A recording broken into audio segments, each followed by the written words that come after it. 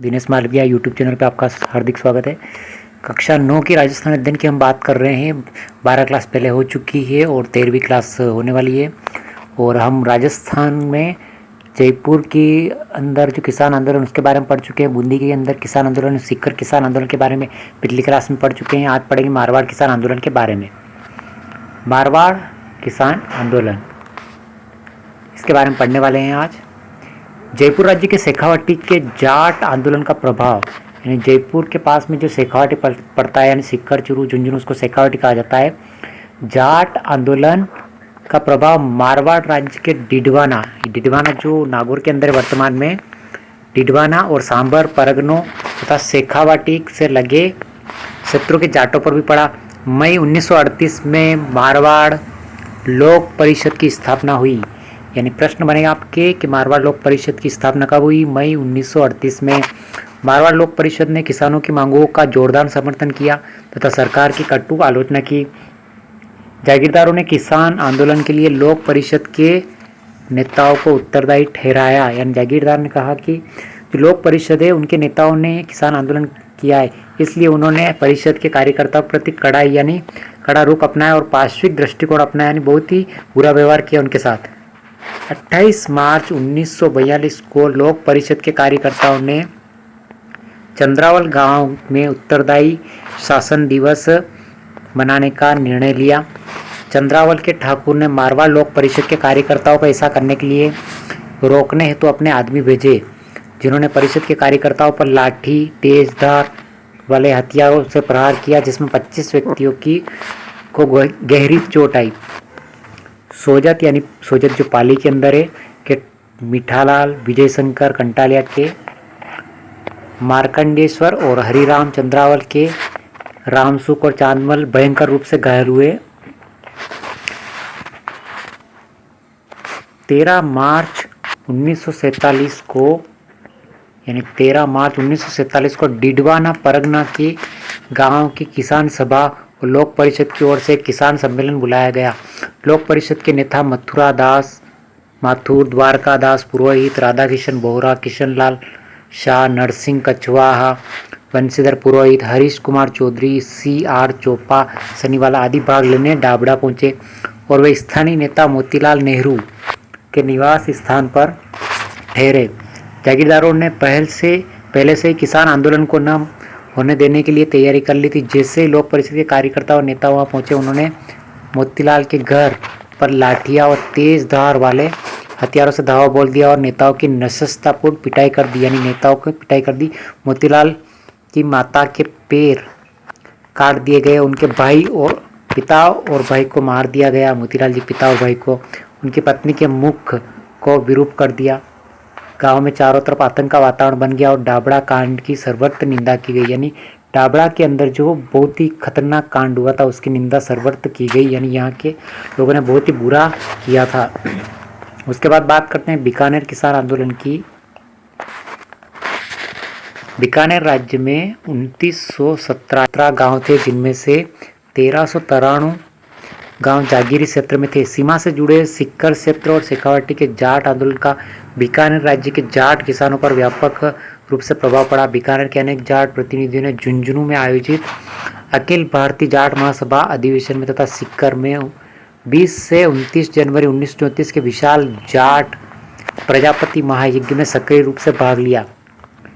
इन घटनाओं के फलस्वरूप बीकानेर राज्य के जाटों में भी जागीरदारों के विरुद्ध आवाज उठाने का साहस उत्पन्न हुआ तथा उनमें राजनीतिक चेतना आई।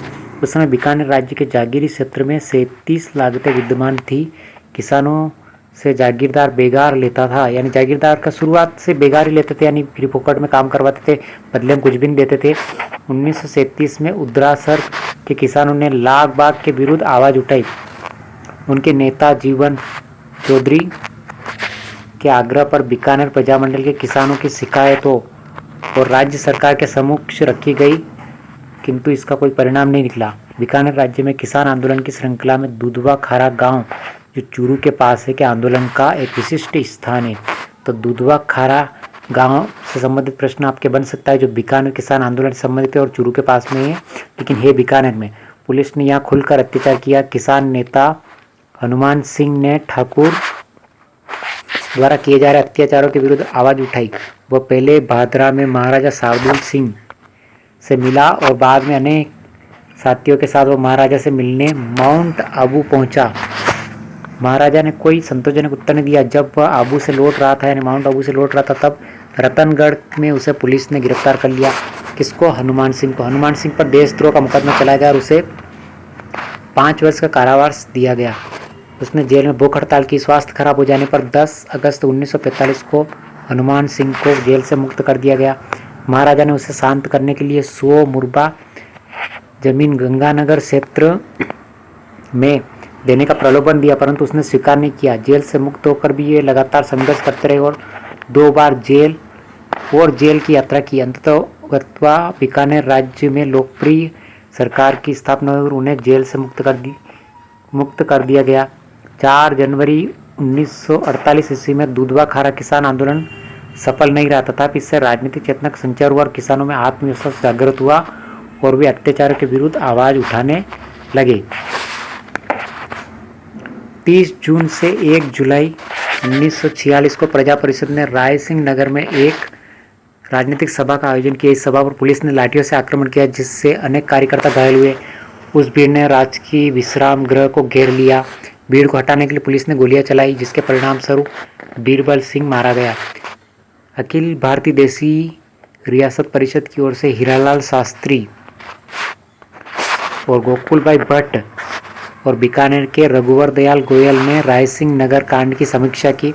हनुमानगढ़ में नियुक्त मुंसिफ मजिस्ट्रेट हरदत्त सिंह चौधरी ने राष्ट्रीय चेतना से प्रेरित होकर सरकारी नौकरी से त्यागपत्र दे दिया। उसने प्रजा परिषद की सदस्यता स्वीकार कर ली और 3 सितंबर 1946 ईस्वी को गोगामेड़ी में एक विशाल किसान सभा का आयोजन किया गया, जहां जागीर प्रथा के उन्मूलन का नारा बुलंद किया गया। यानी गोगामेड़ी में जागीर प्रथा को समाप्त करने की कोशिश की गई।